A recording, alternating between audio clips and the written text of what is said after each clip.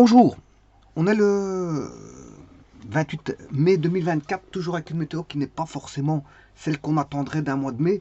Ben, il faut accepter, je veux dire, la donne, puisque la météo est telle qu'elle. L'année 2024 possède une météo au mois de mai qui est celle qui se présente, mais il faut accepter, je veux dire, cette météo qui est présente. De toute façon, on ne sait pas faire grand-chose, si ce n'est que soit se mettre à l'abri des pluies, soit, je veux dire, prendre ses précautions quand il fait trop chaud. C'est se mettre à l'abri. Donc on se met toujours à l'abri. Quand il fait chaud, on se met à l'abri. Et quand il pleut fort, on se met à l'abri. Donc on est toujours à l'abri, soit en dessous d'un parasol, soit en dessous de, voilà, d'une petite véranda ou peu importe. Mais on est toujours à l'abri. Voilà. Simplement, quand on a une véranda, les personnes qui possèdent une véranda en verre, bon, quand il fait chaud, bon, il fait fort chaud, il faut mettre voilà, de l'air conditionné. Enfin, ceci étant dit, je vais voir ici en cours une étude particulière, cette fois-ci de la cinématique, puisque je vais voir un mouvement particulier, qui est ce qu'on appelle le tir oblique. Quelqu'un qui tire à la carabine ou un coup de canon, ou peu importe, il lance un objet en l'air, ben, c'est ce qu'on appelle le tir oblique. Alors le tir oblique, ça va être une parabole, je vous le dis tout de suite là. Je vais étudier la trajectoire. Je vais étudier la trajectoire qui va être, bon, on va tirer avec, bien sûr, là on a une vitesse, on a un projectile qui va être lancé, peu importe ce que c'est, ce projectile, une balle, voilà, un obus, euh, n'importe quoi, n'importe quoi. Voilà, un objet. On va dire un projectile, c'est un objet qu'on va lancer, mais on le lance dans cette direction-là. Voilà, un caillou, peut-être un caillou. Un caillou, vous lancez un caillou, vous allez avoir une parabole. La trajectoire sera décrite par une parabole. Alors, attention qu'ici, moi, j'étudie, bien sûr, un mouvement en fonction du temps. C'est des mouvements, donc c'est-à-dire des déplacements dans l'espace. Ici, je peux vous dire que l'espace, ici, c'est un plan. On n'est pas, en 3D ici. Le mouvement sera en 2D, bien que vous lanciez un objet euh, par rapport à une vallée ou d'un building ou d'un appartement ou peu importe de la hauteur que vous allez jeter. Mais ici, on va toujours considérer qu'on a voilà, un plan pi et que le caillou, si vous lancez un caillou, ben, il va décrire voilà, une trajectoire qui est dans un plan. Voilà, il va aller par exemple de point A au point B. Alors comme je l'ai dit, c'est une parabole. Alors bon, ici, comme je l'ai dit, on est en cinématique. Cinématique, c'est-à-dire on va étudier les vitesses. Ici, ce qui va m'intéresser, c'est surtout la trajectoire. La trajectoire. Je vais voir ça dans un petit instant. Mais avant toute chose, bon, je vous rappelle qu'il n'y a pas longtemps, ici, j'ai vu la chaînette. La chaînette, je suis parti, voilà, d'une suspension d'une voilà, un fil suspendu, qui était suspendu bien sûr à des poutres, voilà, par des crochets, on peut mettre des crochets, voilà. Et là, on obtenait, bon, on peut obtenir la parabole aussi, hein. Je verrai comment on obtient la parabole. Bien sûr, c'était l'équilibre d'un câble. L'équilibre d'un câble. Vous allez me dire, c'est pas de la cinématique, effectivement, c'est pas de la cinématique, c'est de la statique. C'est la statique. Mais dans cet équilibre de câble, bon, qu'est-ce qu'on avait? Bon, on a toujours la gravitation qui est présente, tout comme, aussi bien, ici on aura la gravitation, tout comme ici on a la gravitation. Euh, bon, ici, je sais pas ce qui s'est passé. Voilà, on a la gravitation des deux côtés. Bon, c'est normal parce qu'on est dans un environnement où il existe une force de gravitation, comme on a de la gravitation partout dans l'espace. Bon, donc ici, on a une gravitation bien spécifique qui vaut 9,81 par endroit, et 9,80 dans d'autres endroits, ça dépend des endroits. Donc ça dépend bien sûr de certains paramètres comme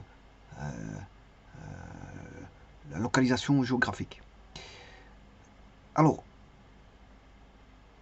ce que je voulais dire ici, bien sûr, il y avait un point particulier qui était, bon, ça décrivait une chaînette, et de la chaînette, on peut passer à la parabole. Il suffit de faire voilà, le nécessaire pour obtenir une parabole. C'est-à-dire, quand je dis le nécessaire, c'est, on va dire, des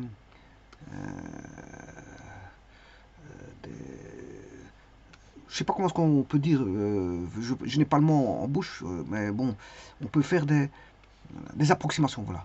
Des approximations pour tomber d'une chaînette vers une parabole. Alors qu'ici, on a d'office une parabole. Ici, on a d'office une parabole. Alors que là, si je fais un équilibre d'un câble suspendu, j'ai une chaînette. Mais avec quelques, voilà, quelques, je vais te dire le mot, mais j'ai déjà oublié.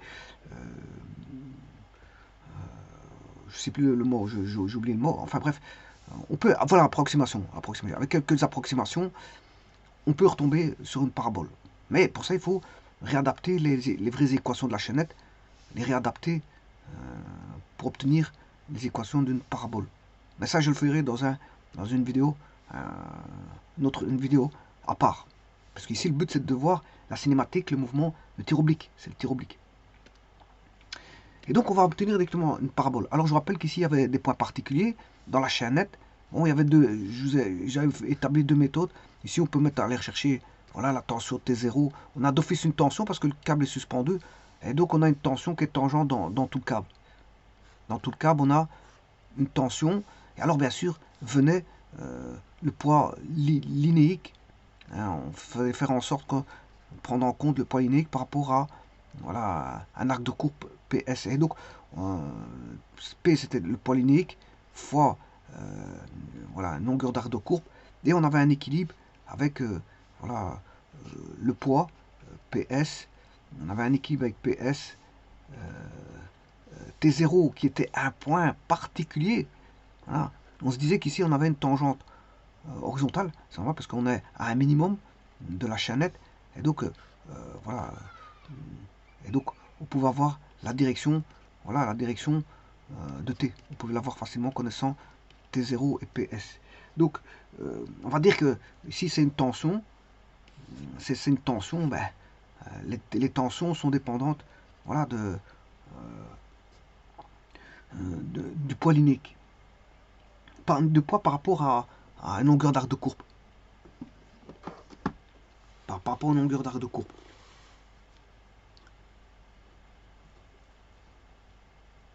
Alors ça dépend jusqu'où on va pour le point, hein, l'arc de courbe. On peut aller de A à B, etc. Bon, alors pourquoi je parle de ça? Parce que quand on a des courbes, on a des points particuliers, on peut aller rechercher, voilà, des choses toutes faites. Ce sont des données. Voilà, quand on connaît certaines directions. Alors ici c'est la tangente θ, la tangente θ, bon c'est la dérivée des y sur des x. Enfin, si je pose un axe, bien sûr si un axe est posé, on a des y sur des x. Voilà. Ceci étant dit, ben ici aussi dans le projectile je vais chercher des points intéressants. Alors on va aller voir tout de suite les intéressants. Intéressant, bon, j'ai complètement raté mon mot. Intéressant.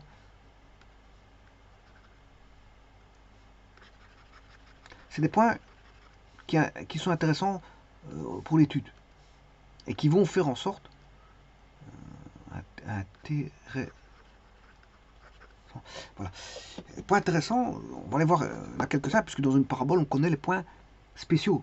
Voilà, voilà, quand vous dessinez une parabole ici, je dessine une parabole, y égale 3x carré plus 6x plus 4. Voilà. Alors, bien sûr, ça, c'est pas un tir oblique. Hein. Voilà. Si vous voulez un tir oblique, il faut une concavité tournée vers le bas. Donc, ça doit être, on va trouver du négatif d'office. Hein. On aura moins 3x carré plus 6x plus 4, par exemple. Voilà.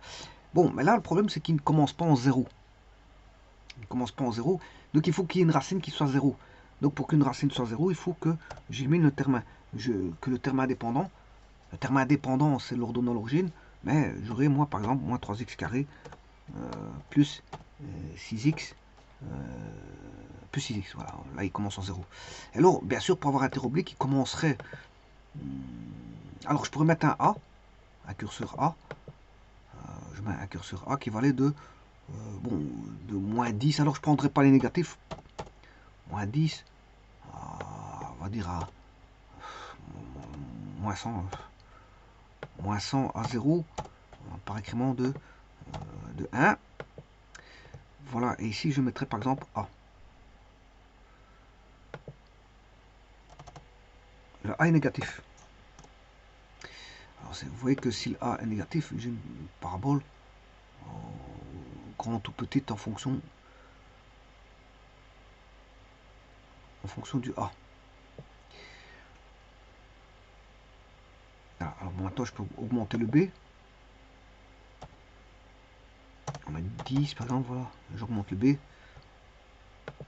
Vous voyez comment ça se passe au niveau des paraboles. Et bien sûr, normalement je peux pas, dans un parabolique qui commencerait par exemple, le tir serait en 0,0. On aurait un tir au 0,0. Et dans ce cas-ci, l'autre point d'arrivée, c'est la racine. C'est la racine. C'est la seconde racine.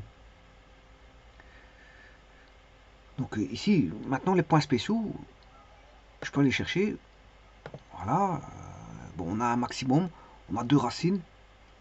Voilà, et encore, il y a d'autres choses qui sont spéciales. C'est, on a un axe de symétrie, puisqu'on a une parabole. Voilà, qui se trouve en x égale le d qui va passer par le maximum, donc en 2,5. Voilà. Donc ici, vous voyez, on a des points particuliers.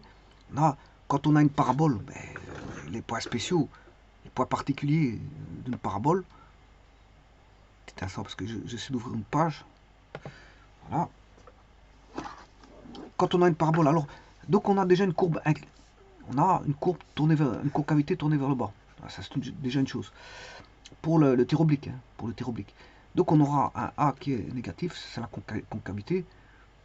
En plus de ça, on aura 2 racines. Donc je m'arrangeais pour que le tir oblique commence en 0. Oui, je vais étudier par rapport à XY. Hein. Donc je suis dans un plan, comme je l'ai dit. On a un plan, qui est le plan pi. Voilà, l'origine sera début du tir oblique. Voilà, et donc vous voyez qu'on aura 2 racines. Pourquoi? Parce que c'est une expression de la forme y égale ax carré plus bx. Bien sûr, le a étant négatif. Hein. Le a étant négatif.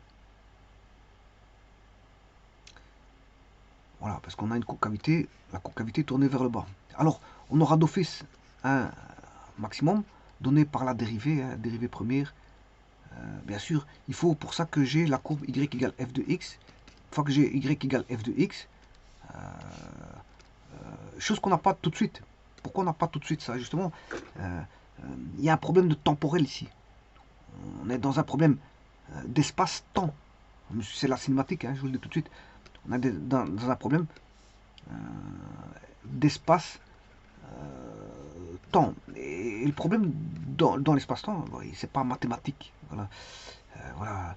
L'espace est autant mathématique que le temps ne l'est pas. Le temps, c'est juste un comptage qu'on va mettre. Voilà, c'est un comptage. Mais le problème, c'est qu'en plus de ça, l'environnement induit beaucoup de choses. Alors, l'environnement va induire des forces de frottement. Bon, je vais négliger ici les forces de frottement. Forces de frottement vont être considérées comme étant nulles. Ouais, c'est pas vrai, mais bon, il y a toujours des forces de frottement. Quand vous faites un mouvement, hein, si vous avez du vent, vous savez, il y a de l'air, s'il y a du vent qui est fort, il y a beaucoup de choses qui peuvent venir frotter, la forme de l'objet qui va venir frotter voilà, dans l'environnement. La rugosité de l'objet, on va dire ça comme ça, par rapport à l'air. Et donc c'est pour ça qu'on crée des projectiles qui sont plutôt du style aérodynamique. C'est-à-dire avec un coefficient de pénétration dans l'air qui soit le meilleur possible pour qu'il puisse pénétrer dans l'air et avoir le moins de force de frottement possible. Voilà, donc il y a des forces de frottement, mais ce qu'il ne faut pas oublier, c'est qu'il y a la gravitation. Donc vous voyez que ce n'est pas forcément un problème de style purement mathématique, parce qu'il y a une notion temporelle qui est une notion voilà, de physique, il y a une notion de gravitation qui est aussi une notion de physique, et il y a une notion de force de frottement qui est aussi une notion de physique. Et donc, bien sûr, que je néglige ici pour éviter voilà, d'avoir des composantes de force de frottement. C'est pour simplifier, pour avoir des équations plus simples. Voilà. Donc vous voyez que, bon, le problème, l'espace, oui, c'est quelque chose de mathématique. Donc il y a cette notion de temporalité à prendre en compte et de gravitation dans les deux cas de figure. Et bien sûr, euh, vous aurez compris que c'est un tir oblique. C'est un tir oblique. Donc ici, comme je dis, il y a une fonction temporelle qui va intervenir, une fonction que je vais appeler G de T. G de T. Mais ce G de T, ben, en fait, ici, c'est ce qu'on appelle une composition de mouvement. Composition de mouvement. Pourquoi? Parce que il y a la gravitation qui va jouer, donc on a une accélération terrestre. Voilà, une accélération. Voilà, et on a un mouvement, voilà, on a une composition d'un mouvement vertical et d'un mouvement horizontal. Et c'est ça qui va donner le mouvement, la parabole. On a une composition de mouvement. Donc j'aurai une vitesse, on va dire, horizontale et une vitesse verticale. Et la vitesse horizontale n'est pas la vitesse verticale parce que la vitesse verticale est induite par la gravitation, alors que la vitesse horizontale, non. Alors vous aurez compris qu'on aura vitesse horizontale, ce sera un MRU, et la vitesse verticale, ce sera un MRUA, puisqu'il y a une gravitation, une accélération gravifique qui rentre en jeu. Et bon, donc vous avez une composante temporelle, et comment retrouver voilà l'équation de la trajectoire qui est une parabole. Voilà, qui est une parabole, comment établir cette relation-là entre les fonctions temporales, de temporalité et les fonctions voilà, d'espace, purement spatial. Parce que ici, là, bon, on a une description on va dire, d'une courbe. Et je dirais même d'une courbe plane, parce que la parabole est une courbe plane. Alors, la temporalité ne sera pas vue intrinsèquement, je veux dire, au premier regard, parce qu'elle sera cachée au travers d'un paramètre. Donc, on aura, si vous voulez, l'interprétation de paramètres qui seront cachés. Paramètres cachés. Bon, dans un premier temps, je peux le faire. Dans un premier temps, je vais les montrer, les paramètres. Les paramètres temporels seront là pour guider, pour trouver justement cette parabole. C'est ça l'astuce du travail. Ici, c'est comment passer d'une temporalité, voilà, on va dire de grandeur, grandeur temporelle. Alors quand je dis grandeur temporelle, liée à la temporalité, ben, vous aurez compris que c'est vitesse. Hein. Voilà, vitesse où il y a une accélération qui est l'accélération terrestre, tralali, tralala. Ça dépend si on est en vertical ou en horizontal, parce qu'en horizontal, comme je vous l'ai dit, c'est un MRU, il n'y a pas d'accélération. Voilà. Donc, il y a la notion de vitesse, d'accélération, mais en finalité, ce qui importe, c'est de trouver la courbe. La finalité, c'est la courbe plane, qui est y égale ax carré plus bx. Voilà. Alors, ici, comme je l'ai dit, pour revenir ici, dans une parabole, on peut retrouver des maximums. Ça, une fois qu'on a y égale f de x, on dérive, on peut trouver les maximums. C'est pas un problème. Ça, c'est assez simple. Bon, un point particulier, c'est le point 0. Hein. Vous aurez compris que c'est là où on a la vitesse initiale. Voilà. Et ça, c'est très bien d'avoir la vitesse initiale, parce que la vitesse, on sait bien que la vitesse, en composition de vitesse, une fois qu'on a la vitesse horizontale, ben, elle est toujours la même. La vitesse horizontale est constante, puisqu'on a un MRU. La vitesse horizontale, elle est constante. Donc une fois qu'on a la vitesse initiale, ben, si on arrive à trouver la vitesse en composante en x, suivant i, parce qu'ici on a voilà, du ij, voilà, ij avec l'origine qui est ici. Voilà. Ici on a une base ij. Et dans cette base ij, ben, sachant que VH, la vitesse est toujours horizontale, ben, il n'y a plus de souci à se faire. Enfin qu'on on l'a trouvé, on l'a trouvé. Voilà, et sur base de ça, donc, on peut avoir donc un axe de symétrie. On peut avoir bien sûr la pente en tout point. Alors une parabole, c'est facile à calculer la dérivée. Voilà, on peut avoir la pente en tout point. On peut avoir le point de chute qui est ici. Voilà. Donc connaissant, voilà, bien sûr il y a un angle d'attaque. Hein. Quand on tire avec un tir oblique, le but c'est de tirer avec un angle d'attaque bien précis.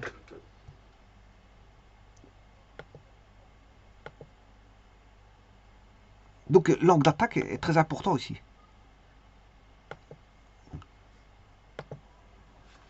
Supposons que, voilà, j'ai une vitesse initiale. La vitesse initiale comme ceci n'est pas une vitesse initiale par rapport à l'horizontale, bien sûr, n'est pas une vitesse initiale comme ceci, n'est pas une vitesse initiale comme ceci. Parce que ici on a un angle d'attaque, et l'angle d'attaque, c'est lui qui va faire la description de la parabole. Alors si vous lancez comme ceci, ben, fatalement vous allez avoir quelque chose comme ça. Sinon celui-ci on va avoir quelque chose comme ça. Et celui-là on va avoir quelque chose comme ça. Donc l'angle d'attaque est très important.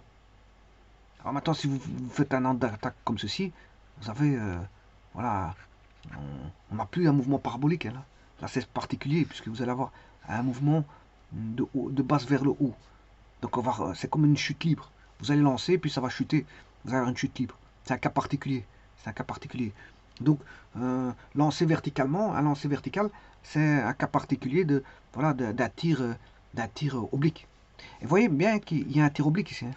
Alors qu'est-ce qui définit le tir oblique? Bien sûr, le tir oblique est défini par rapport à l'origine. Hein. Je définis mon système d'axe par rapport à l'origine. C'est le plus simple pour pas avoir voilà pour avoir une équation y égale ax carré plus bx avec a qui est positif. Donc dans une parabole, bon, on peut avoir a négatif, je m'excuse, parce que la concavité tournée vers le bas.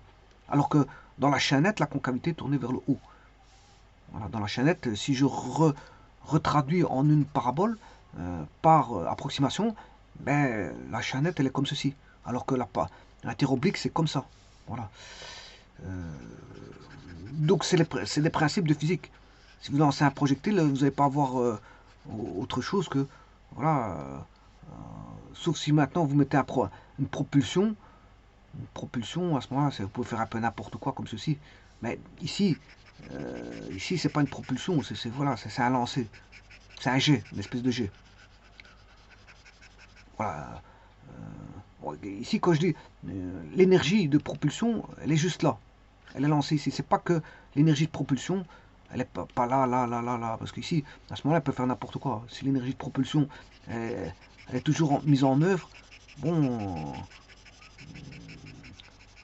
là, il faut un guidage et on peut guider. C'est comme un missile balistique qui est voilà, lancé. Il faut le guider. Parce que ici, il va faire un peu. Voilà, il va faire un peu des cours comme ça. Donc il faut réguler. Ça, c'est de la régulation. Ça s'appelle la régulation. Pour réguler, par exemple, une trajectoire pour la ramener d'un point A à un point B, ben là, ça, c'est tout d'automatisme. C'est tout de l'automatisme. Voilà. Ça n'a rien à voir avec ce que je suis en train de voir. Hein. C'est un mouvement simple ici, qui est un mouvement plan. Voilà. Donc A négatif. Alors on a bien sûr un maximum dans le tir oblique, on a un axe de symétrie, on a des racines. Alors les racines, une sera en 0, je m'arrangerai pour que l'une soit en 0. Pourquoi? Parce que je prends sur l'axe des... Voilà l'origine du tir oblique, je le prends à l'origine 0, 0. Donc en fait j'aurai mon axe X, Y, je dirais même mieux avec une base IJ. J. Voilà, et donc on aura donc des racines, un maximum, concavité, un axe de symétrie, qu'est-ce qu'on peut encore avoir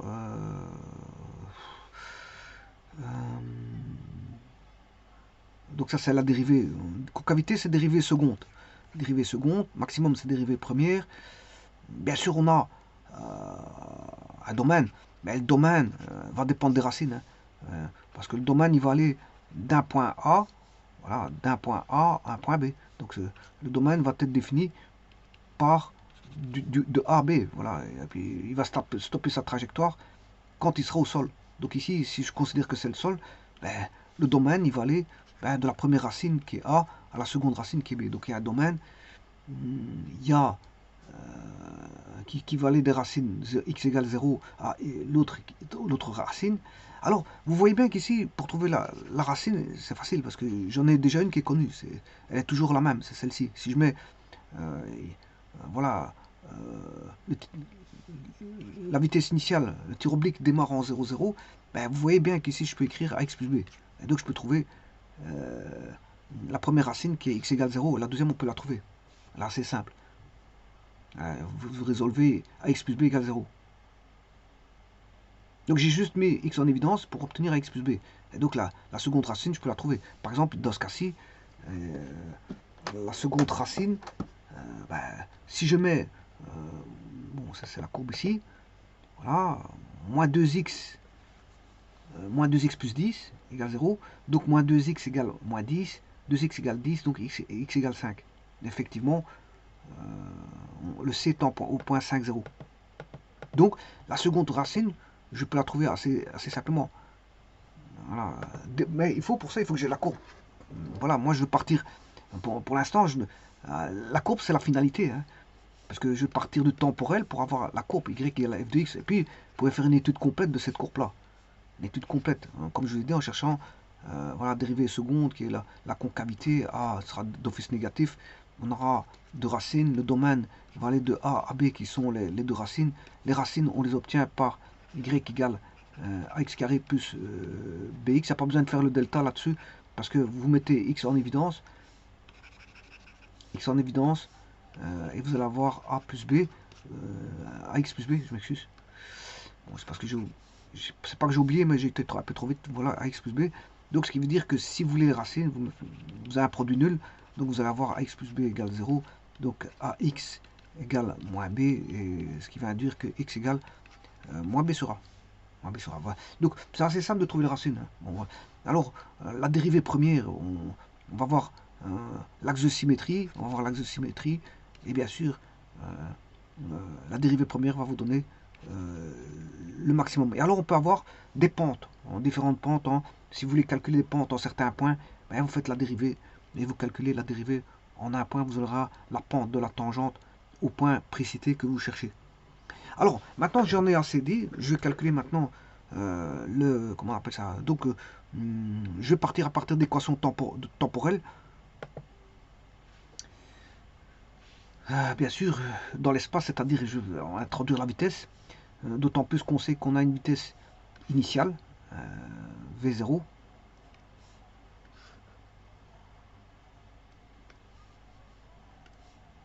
Donc j'ai un vecteur de base V0. Alors là, on a le vecteur de... Si j'ai I, supposons que ça c'est un vecteur unitaire, hein, un vecteur unitaire I. Le V0, il est plus grand que ça. Bon, voilà, il est plus grand que ça. Bon, c'est une petite vitesse, mais bon, c'est parce que, bon, ce que je pourrais faire, c'est... Voilà, on va mettre quelque chose de... Voilà, je mettrai ça à l'échelle. Voilà, c'est une vitesse mise à l'échelle, V0, avec un angle alpha. Et donc, comme je dis, il y a l'accélération qui intervient ici, l'accélération de pesanteur. Donc, alors, le plan du mouvement, comme j'ai dit, c'est un mouvement plan. Hein. C'est un mouvement plan, donc X, c'est un mouvement plan qui sera une trajectoire parabolique. Bon, je mets déjà la réponse pour vous dire que c'est une trajectoire parabolique parce que je vais la trouver. Je vais la trouver justement au travers des équations.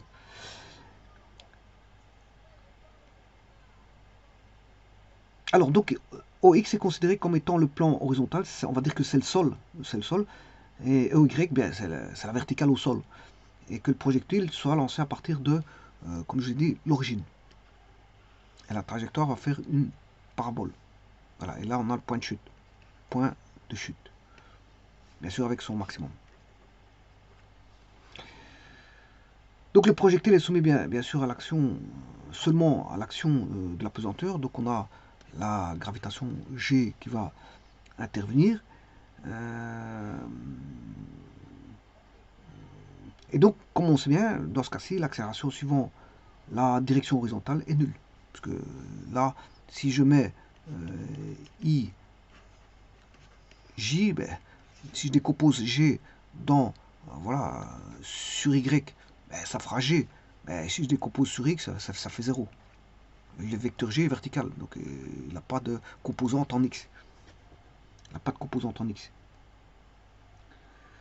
Il n'a pas de composante en X, voilà.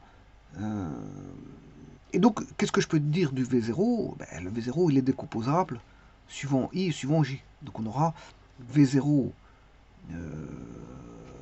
bon, ça c'est côté opposé, ça c'est V0 Y,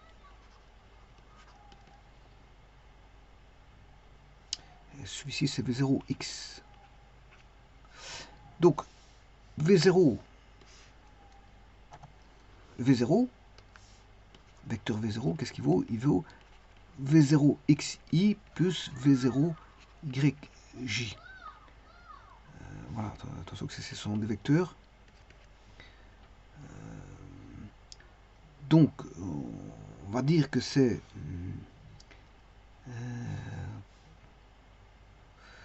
V0x i plus V0yj. Voilà, donc j'ai une composante horizontale et une composante verticale de vitesse. Voilà, ça c'est une composition de vitesse. La V0 est composée par rapport à une vitesse horizontale et une vitesse verticale. Alors si je fais V0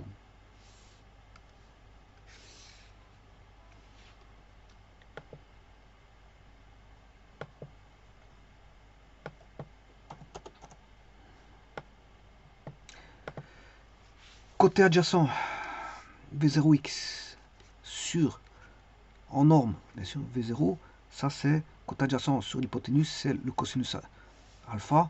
Si je fais V0x sur, enfin V0y sur V0, c'est sinus alpha. Donc, je peux dire que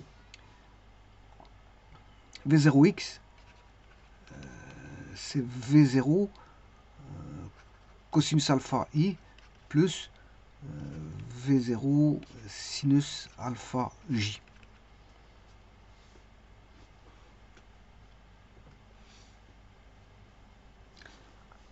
En plus de ça, la vitesse, comme j'ai dit, on a un mouvement, le V0 il est comme ceci par exemple. Voilà. La vitesse suivant x, elle est constante.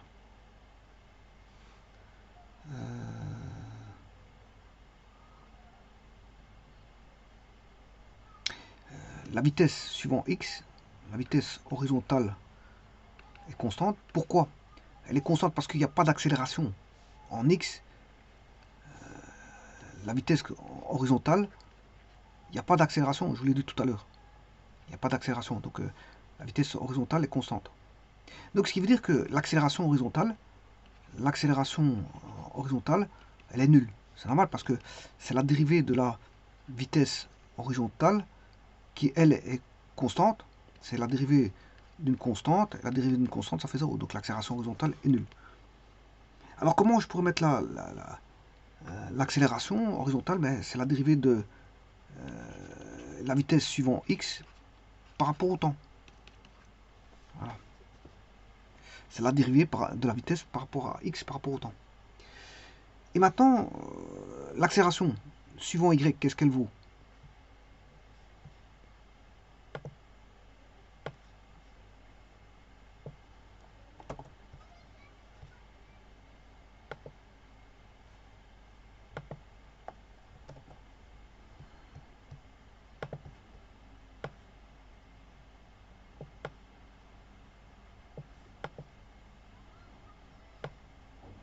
Et on sait bien qu'on a une accélération suivant y.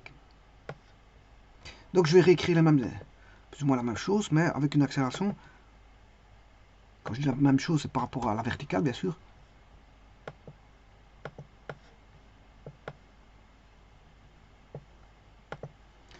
Donc la vitesse verticale, elle est différente d'une constante, donc elle est variable. Pourquoi est-elle variable? Mais justement parce que en fait l'accélération verticale voilà, dépend de g. Alors le g il est compté négativement dans l'axe. G il est comme ceci, donc il est dans le sens contraire du vecteur j. Donc c'est moins g. C'est une accélération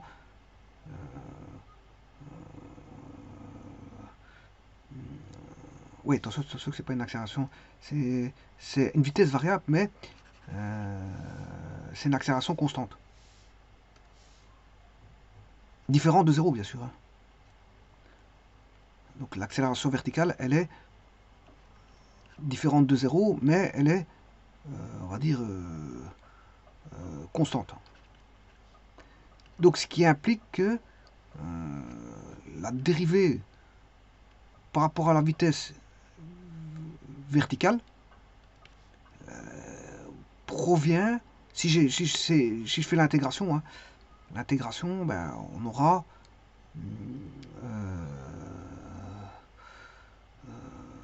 attention que c'est l'intégration par rapport au temps. Hein. Je suis dans le temporal, dans la temporalité ici. Je suis dans la temporalité, c'est une intégration par rapport au temps. Donc le dv, si j'intègre par rapport au temps, ben, ça va donner ben, dv c'est l'accélération, donc c'est constante. Donc dv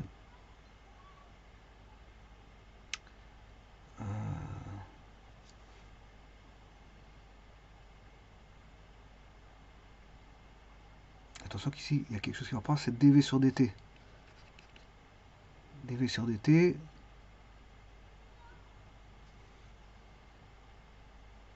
Oui, c'est ça. Ici, c'est dv sur dt.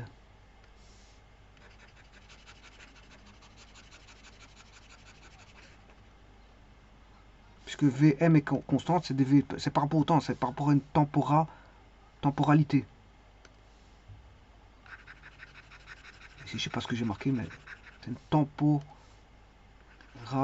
c'est par rapport à une temporalité. Donc ici, c'est dv sur dt égale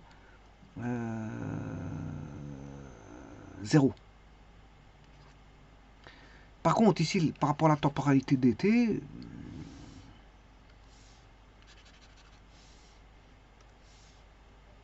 ça c'est l'accélération. Hein. dv verticale, dérivée de la vitesse verticale par rapport au temps, c'est l'accélération. Et cette accélération-là, ben, elle est constante. Alors, je peux vous dire ce qu'elle vaut. Ben, elle vaut, cette constante, ben, elle est donnée par l'accélération de la pesanteur, c'est-à-dire g. Mais comme g est vers le bas, ben, on aura moins g, tout simplement.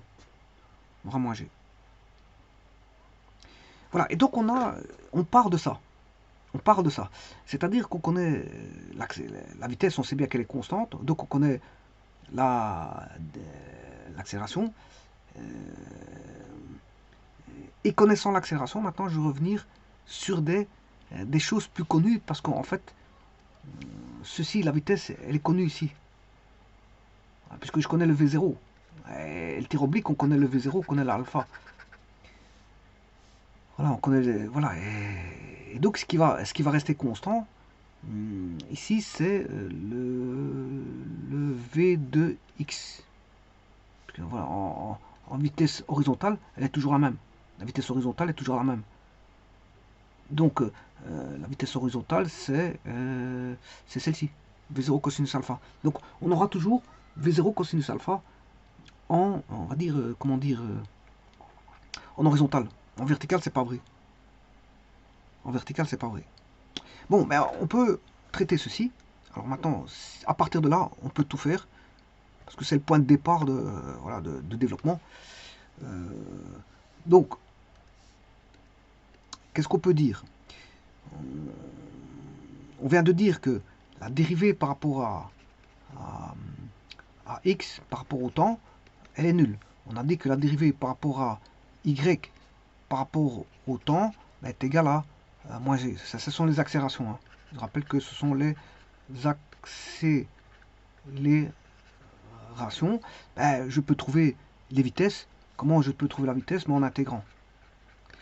Bon, si j'intègre dv de x sur dt, voilà, est égal à l'intégrale de 0 et l'autre dv de y sur dt, je vais l'intégrer. Voilà, par rapport, là, je vais intégrer par rapport à moins g. Voilà, alors ici, pour trouver la vitesse, bien sûr, le dt, je le fais passer dans l'autre membre. C'est comme ça qu'on fait en général. Hein. Donc c'est 0 dt. J'avais fait ça aussi avec voilà, les équations différentielles pour trouver. Vous devez avoir une différentielle, voilà. Vous devez avoir une différentielle. Quand vous avez, j'avais fait ça avec la chaînette aussi. Hein. Avec la chaînette, j'avais voilà, un élément qui était ds au dénominateur. Je l'ai fait passer à droite pour avoir un calcul d'intégrale de différentiel comme ici. Intégrale de différentiel. Et donc ici, vous aurez compris que c'est moins g dt. Bon, c'est une un calcul intégral facile à faire parce que l'intégrale de v de x c'est v de x, l'intégrale de 0 de t dt, voilà, ça fait 0. Ça fait c, parce qu'ici ça va donner, c'est à une constante près ici. C'est une constante près. Ça fait 0, mais à une constante près.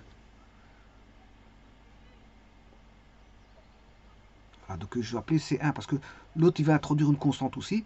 dvy, ce sera vdy moins g de t plus une constante C2. Alors comment trouver les constantes? C'est assez simple, comme je l'ai dit, c'est les conditions initiales.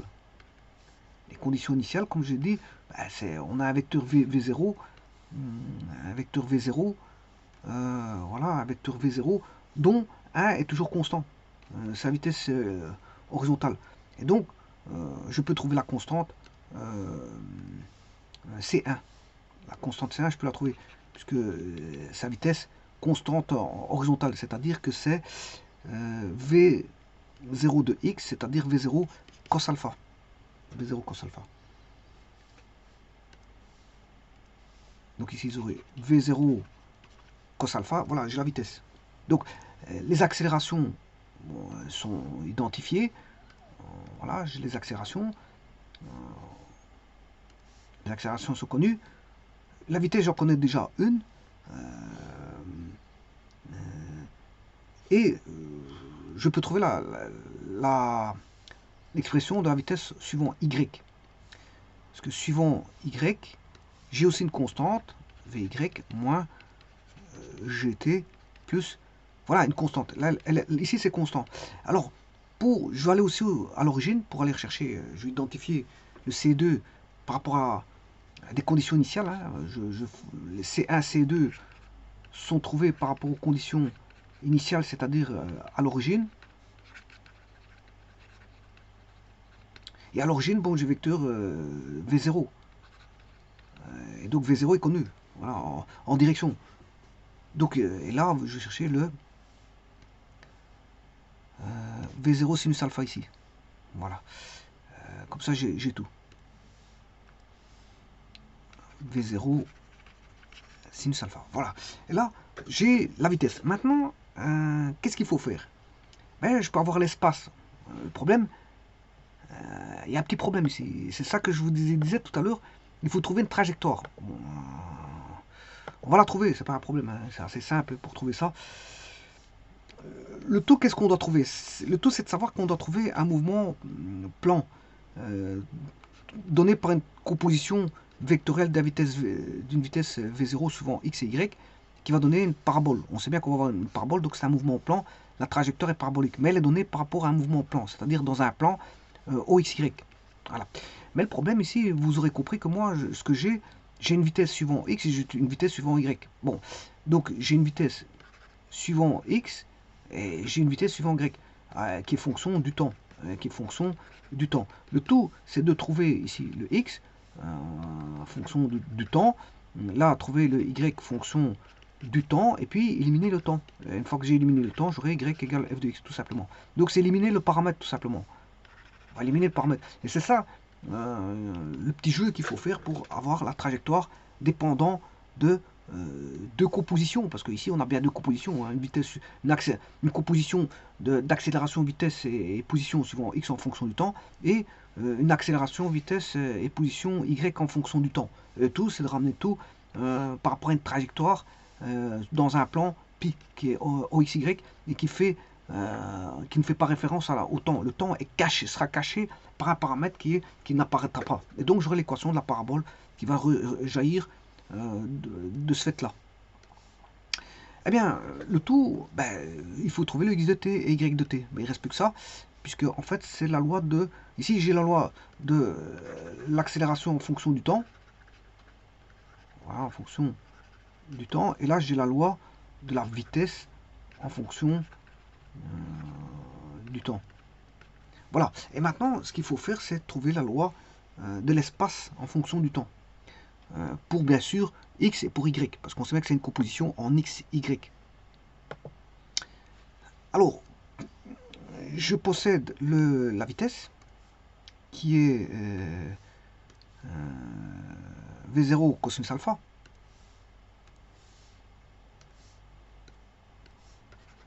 V de x égale V0 cos alpha, ben, il suffit d'intégrer tout simplement.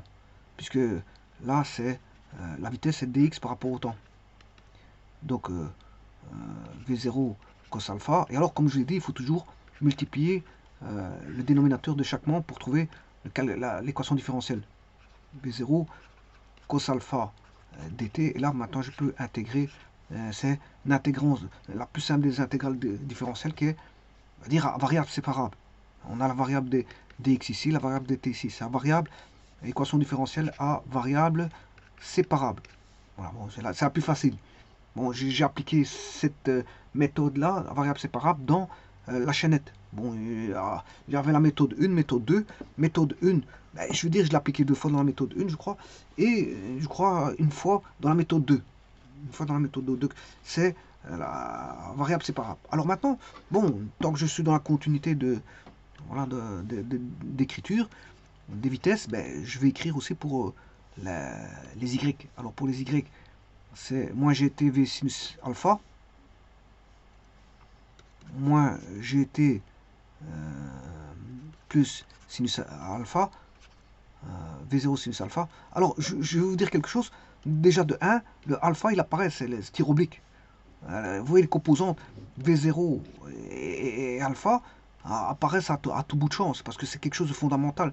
Vous devez avoir les conditions initiales. Les conditions initiales sont ce qui va donner l'inclinaison de la trajectoire et le point de départ. Le point de départ va vous fournir voilà, tous les paramètres de la parabole, aussi bien le maximum que l'arrivée. Le point de départ et le point culminant voilà, de la connaissance du mouvement. Vous ne connaissez pas sa trajectoire, enfin, vous ne connaissez pas son obliquité, voilà, comment on appelle ça, son inclinaison. Vous ne connaissez pas son inclinaison, vous ne connaissez pas sa vitesse initiale, on ne sait rien faire à tout ça. Voilà, vous travaillez sur n'importe quoi, il faut quelque chose de connu, c'est la vitesse initiale, ainsi que son inclinaison. Donc ici, je vais avoir dy sur dt, vous aurez compris qu'ici, bah, on aura une parabole. Là d'où vient la parabole, c'est quand vous intégrez, voilà, ici vous avez at plus b, voilà, vous avez une fonction z égale at plus b, vous intégrez ça, ça fait at carré plus bt. Et là, c'est de là que vient la parabole. La parabole vient de là. La parabole, elle vient de là. C'est à partir de là que va se décrire cette notion de parabole, ce mouvement parabolique. Alors, tout comme dans la chaînette apparaissait parce qu'on avait voilà, une intégrale à calculer par rapport je veux dire, à un changement de variable qui est le sinus hyperbolique. Et donc, d'office, on va obtenir du cosinus hyperbolique. Donc, voilà, le calcul qui se cache derrière, enfin, le calcul qui se cache derrière va impliquer d'office, et d'ailleurs, c'est pour ça que je fais tout ça, c'est parce que c'est pour prouver que j'aurai une parabole. Je le prouve parce que tous les calculs induisent en finalité qu'on aura une parabole. Donc c'est ça que je fais, je prouve qu'on aura une parabole. Et donc vous voyez qu'ici on aura une parabole du fait des équations. Et donc et c'est une réalité qui est voilà qu'on rencontre dans la vie de tous les jours. Hein. Vous lancez un objet, vous allez avoir une parabole. Et donc la parabole peut être décrite mathématiquement comme je suis en train de le faire ici. Et donc on aura dy sur dt qui vaut moins gt carré sur 2 plus v0 sinus alpha t. Voilà, bien sûr, je vais intégrer par rapport à dy, le dt va passer de l'autre côté. C'est moins gt carré sur 2 dt plus v0. Je sais pas qu'est-ce que j'ai mis ici. Il n'y a pas de t ici. Plus v0 sinus alpha t dt. Alors, si je mets l'intégrale ici, bon, on va ils sont tous les deux à variables séparables. Hein, voilà, ils sont tous les deux à variables séparables. Et là, je vais pouvoir trouver le x. Alors, on va faire d'abord le x.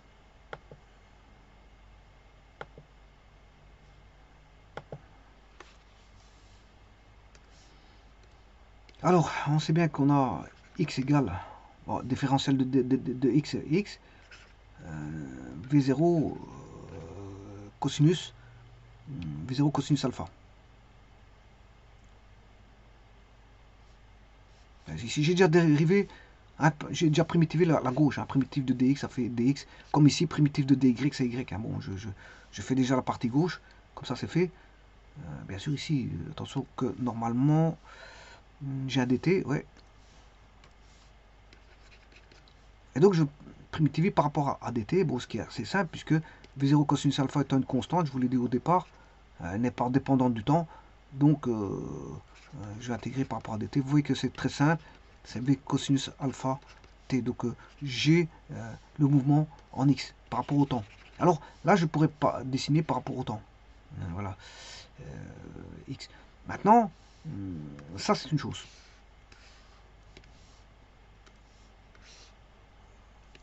J'ai le mouvement par rapport ici. Donc ici, le paramètre ici, c'est une équation, on va dire, paramétrique. Mais je n'ai que le x. Voilà. Le paramètre étant le temps ici. Le paramètre, c'est le temps. Alors maintenant, faisons la même chose avec...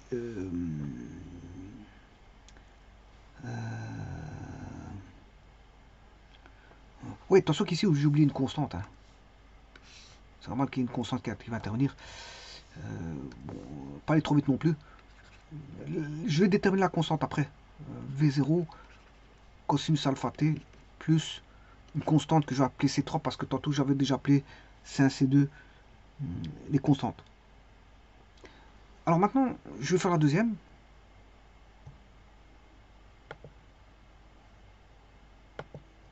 Y, on va faire dy. Bon, je vais chercher cette équation toute faite. Primitive de dy.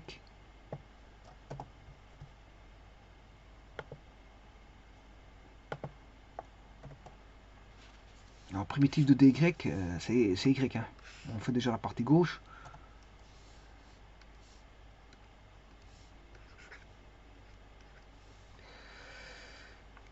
Alors,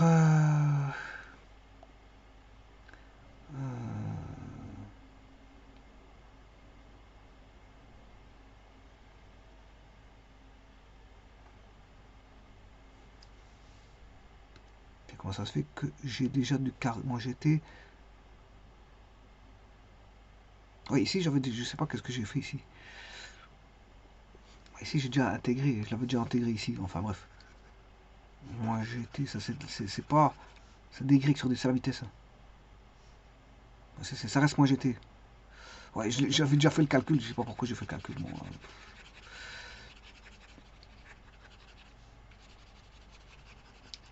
V0. Je sais pas ce que j'avais fait, mais j'ai déjà fait le calcul. Je sais pas, je l'ai fait inconsciemment.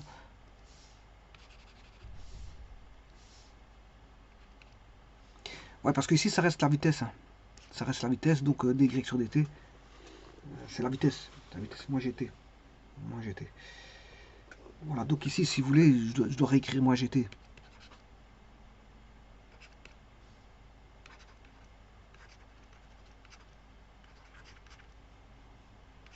Voilà.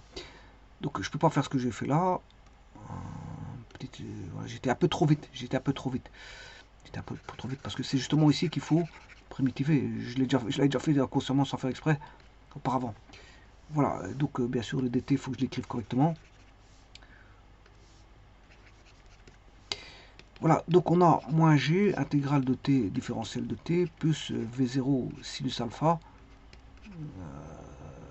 intégrale de dt. Là, on aura l'équation en y qui est moins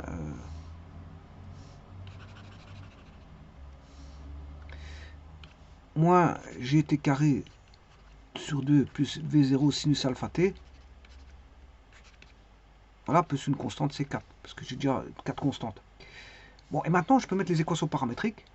Alors, il suffit d'aller les rechercher et puis d'éliminer le temps pour avoir une relation entre y et x. Entre x, ouais, y et x.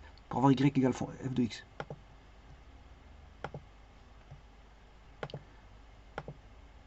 Alors, le...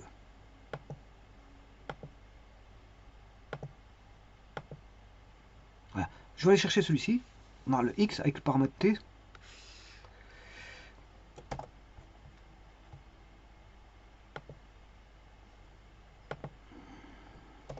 Voilà. C'est 3.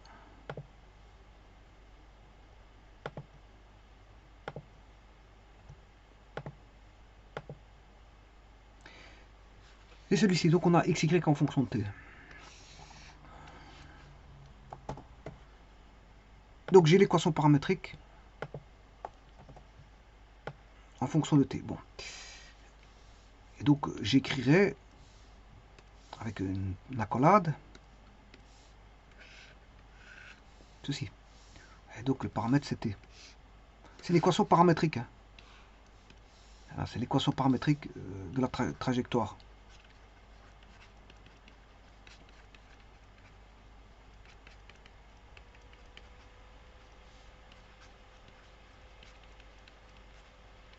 Alors bien sûr je vais la simplifier parce qu'il faut que je trouve C3, C4. Alors pour trouver C3, C4, ben, il faut observer que si le temps égale 0, j'ai choisi mon axe en 0, 0. Au temps t égale 0, j'ai choisi mon axe qui soit en 0, 0. T égale 0, voilà, il démarre de 0, 0, on va dire ça comme ça. C'est moi qui fixe le 0, 0. Donc, si t égale 0, ici, ben, x doit valoir 0. Ce qui veut dire que cosinus alpha t, voilà, attention qu'ici c'est v cosinus alpha t, hein, c'est comme ça. Voilà, si t vaut 0, ben, v0 cosinus fois 0, ça fait 0, plus c3, ça fait c3. Donc on aura 0 égale 0 plus c3, donc c3 égale 0. Donc ça implique que c3 égale 0. Alors, pour le second, c'est la même chose. Si je remplace par t, t égale 0, c'est la même chose. Hein. Si t égale 0, ben, y est aussi égal à 0 parce qu'on démarre le tir oblique à l'origine. Donc ce qui veut dire que là, on aura 0, V0 sinus alpha fois 0, ça fait 0, plus 0, ça fait 0. On aura 0 égale 0 plus 0 plus C4. Donc C4 vaut 0. Donc ça implique que C4 égale 0. Donc là, en prenant alors les paramètres, en prenant le début du tir oblique à l'origine, ben, on aura ceci.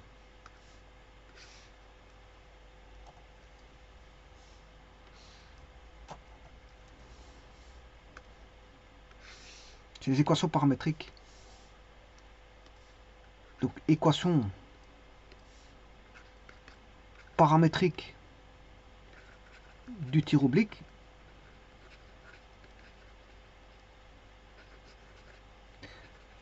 avec 0, 0 pris comme origine du tir. Voilà, il faut intégrer ça comme hypothèse. Hein. L'origine, c'est l'origine du tir, sinon les équations vont changer. Bon, maintenant, je vais écrire toujours les équations. Cette fois-ci, je vais écrire les équations cartésiennes. Donc, je vais éliminer le t, écrire les équations cartésiennes du tir oblique avec toujours 0, 0 pris comme origine du tir. C'est-à-dire, voilà. Bon, pour ça, il faut que j'élimine le t.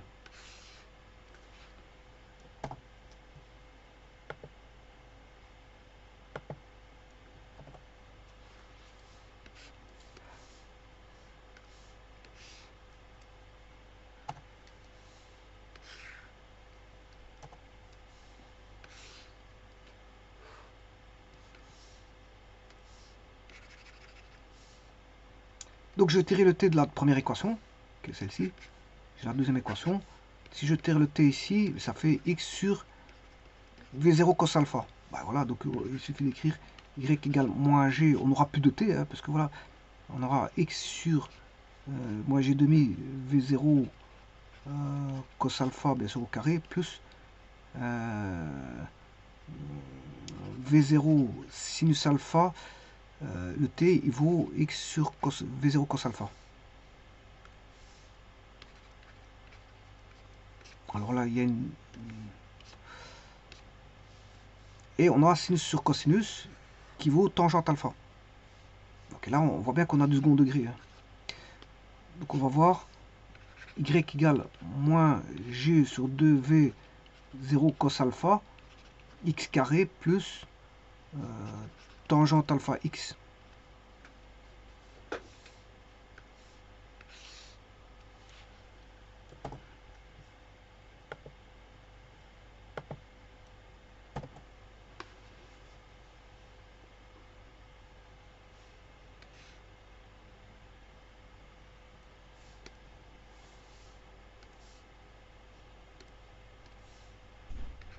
Donc y égale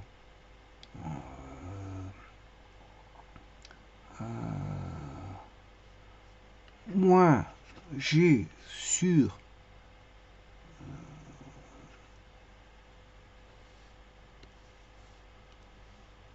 attention que ici j'ai oublié le carré. Attention qu'ici il est au carré. Hein. Si je le sors, parce que là celui-ci il est au carré, c'est x carré, oui. V0 carré, voilà, V0 carré.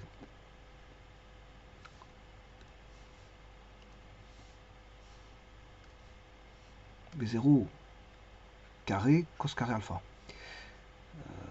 V0 carré cos carré alpha x carré plus tangente alpha x.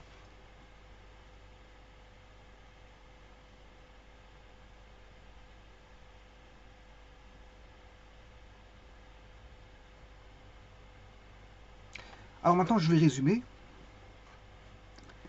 Je vais faire le résumé et mettre les équations. Eh bien, on a bien l'équation du second degré. Hein. Voilà, bon. Donc, d'abord,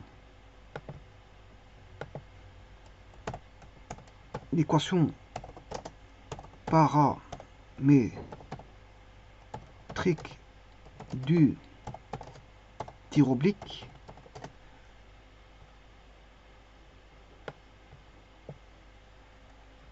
avec origine des axes prise pour origine du tir.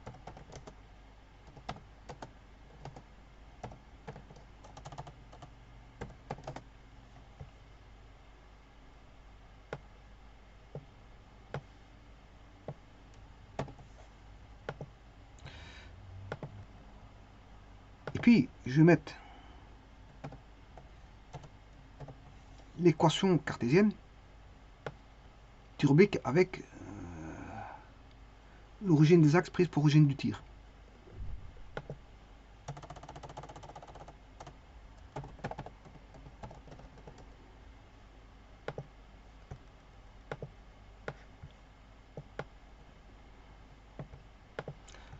Alors, je vais chercher les équations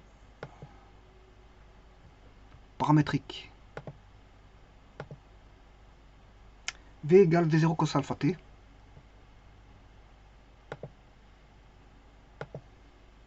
X égale V0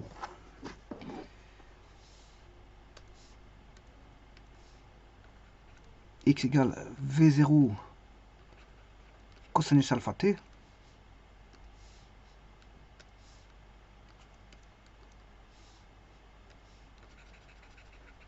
Alors V0 c'est le point de départ. Hein. Le point de départ, donc il faut connaître le V0 et l'angle alpha. Le Y, voilà. Alors ici on a V cos alpha t, ici on a V0 sinus alpha t. Et c'est moins G demi de t carré.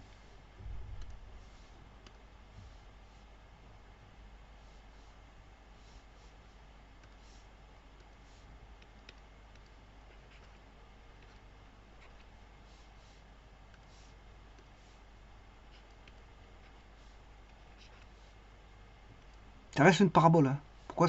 Qu'est-ce qui va induire la parabole? C'est l'Y.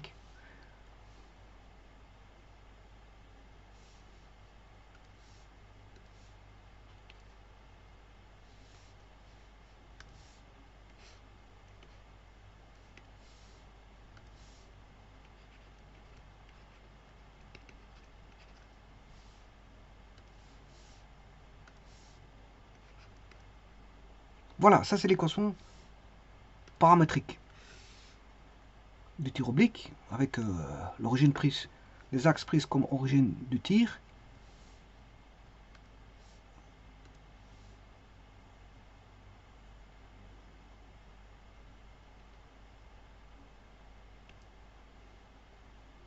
Moins G demi de t carré plus V0 sinus alpha t.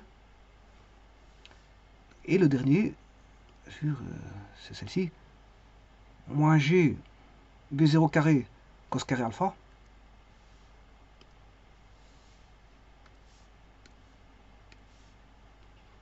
Y égale, on aura du x carré plus du x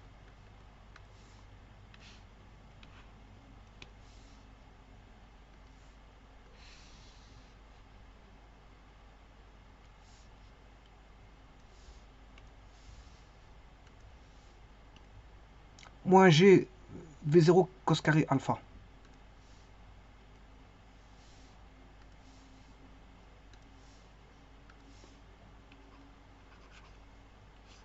Alors il y a un 2. Hein. Oui, attention que j'oublie le 2 ici. Ce 2 ici.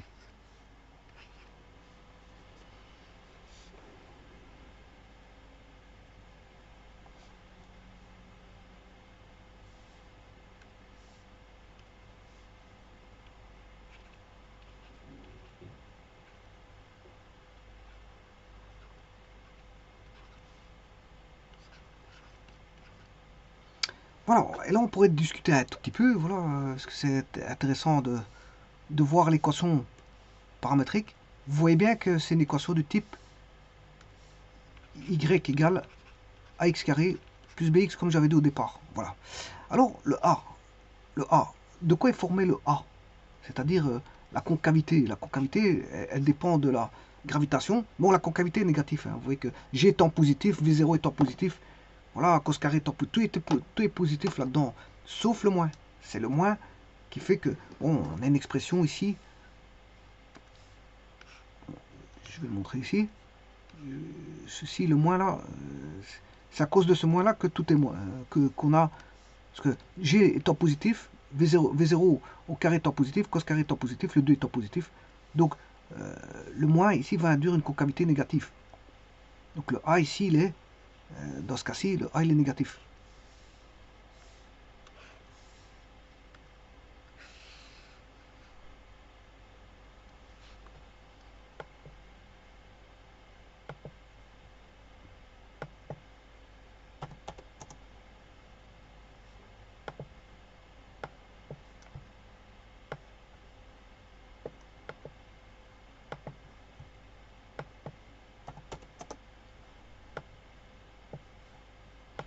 Donc ici, le A, il est négatif.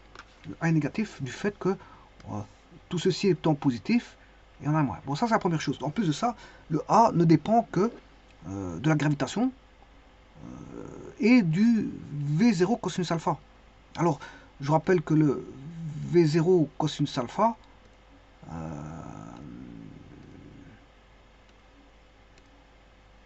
voilà, le V0 cosinus alpha, c'est la composante en I. Voilà, elle dépend que de la composante en I. Voilà, celui-ci, le V0 cosinus alpha, qui est mis au carré, hein, c'est la composante en I. Alors qu'ici, on a sinus sur cosinus. Et sinus sur cosinus, c'est la composante en I et la composante en J. C'est une composition des deux. C'est sinus alpha, bien sûr V sinus alpha sur V cosinus alpha. Le V a été simplifié. Hein. Mais en vérité, c'est une composante en I, composante en J divisée par une composante en I. C'est une composante en J. Donc là intervient une composante en J et en composante en I de la vitesse, la tangente alpha. Donc, sur base, le B est dépendant, voilà, le B ici dépend, voilà, de I et du J. Le B va dépendre du I et du J, alors que le A, ça c'est pour le B, le A va ne dépendre que de la gravitation et du I. Voilà, parce que B0 cosinus alpha, c'est du I. Ben, bien sûr, il y a un demi. Hein. Il y a un demi. Bon, alors je pourrais écrire ça autrement court. Pour bien montrer ça.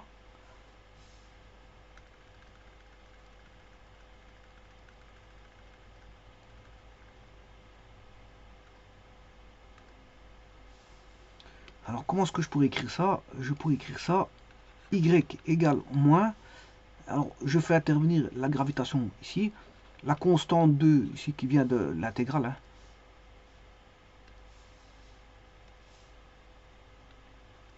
Voilà. Et puis j'introduis la composante en i, voilà, qui est 1 sur V0 cos alpha, que je mets au carré. Voilà, je mets au carré. Et là, je vais mettre bien sûr la tangente alpha, elle ne dérange pas. Donc on a x carré et x. Donc vous voyez que tout va dépendre de quoi? Quels sont les paramètres qui vont intervenir ici? Ben, vous voyez que on a le paramètre de gravitation. Gravitation va agir d'office. Alors c'est une constante. Hein. Bon, certains endroits elle fait 9,80, 9,81.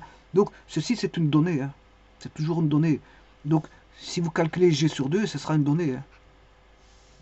G sur 2, c'est la moitié de la gravitation, c'est 9,81 divisé par 2.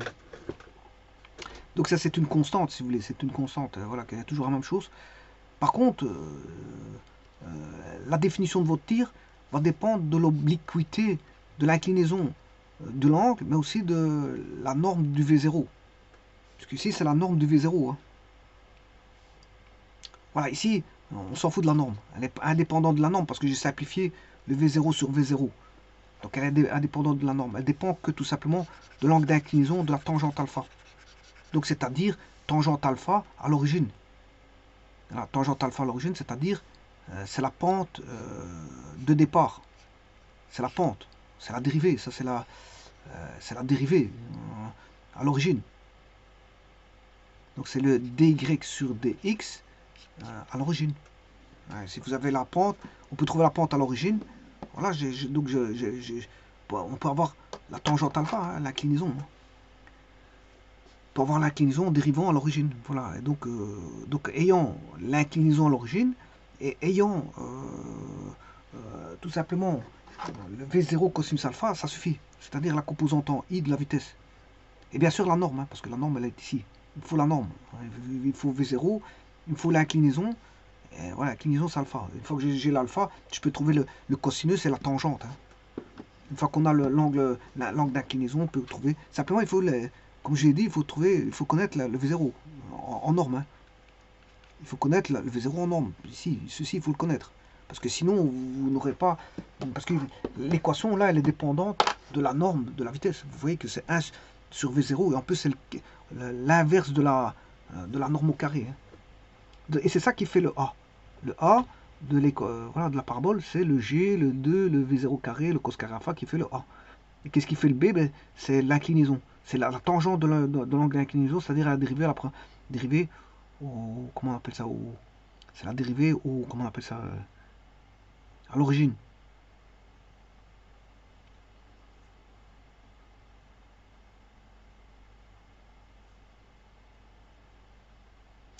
Donc, ça veut dire quoi ici? Ici, j'ai une équation qui est donnée par rapport y en fonction de x. C'est bien une parabole, hein, c'est ax carré plus bx. Voilà, avec deux racines, comme je vous ai dit, et qui démarre à l'origine. Donc, on a un point de chute qui est le deuxième point de chute. On peut le trouver, hein, bon, on peut tout trouver ici. Je peux résoudre. Voilà, et on aura toujours une racine qui est en x égale 0, c'est le point de départ, parce que c'est moi qui ai fixé l'origine. Donc j'aurai toujours une racine à l'origine du tir. C'est normal parce que j'ai fixé l'origine du tir à l'origine du repère, donc c'est tout à fait normal. Par contre, on a une deuxième racine, voilà, qu'il faut trouver. Hein. Voilà, il faut résoudre ça. Il faut résoudre ceci pour trouver la deuxième racine. Donc il faut mettre x en évidence.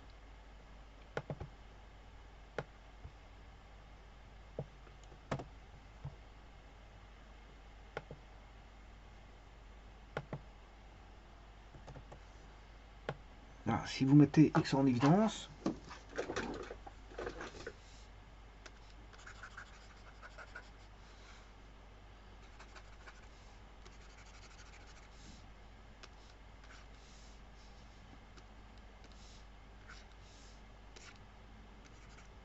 ben, une première racine, c'est x égale 0, c'est normal parce qu'on a déclaré que l'origine du tir se faisait à l'origine du graphique, OXY, qui est dans un plan bien sûr. Et puis, la deuxième racine, c'est AX plus B égale 0, donc X égale moins B sur A. Donc, ce qui veut dire que ici, la deuxième racine sera, le B c'est tangente alpha, moins tangente alpha sur A. Or, A c'est moins G demi, 1 sur V0 carré, cos carré alpha. Ce qui veut dire qu'on aura 2 sur G, tangente alpha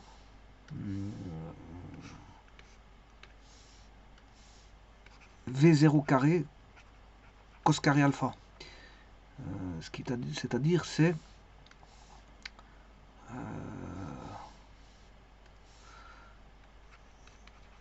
2 sur G V0 carré cos carré alpha sinus alpha sur cos alpha. Et ici on aura 2 sin alpha cos alpha, donc 2 sin A cos A. On sait bien qu'en trigonométrie 2 sin A cos A c'est sin 2A. Donc ici on aura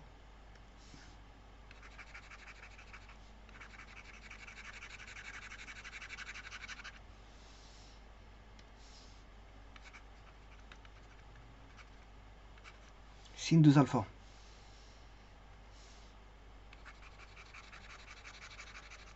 Bien sûr sur G. V0 carré sur G, sin 2 alpha, la deuxième racine. Alors, je peux mettre... voilà. Ça, c'est la deuxième racine.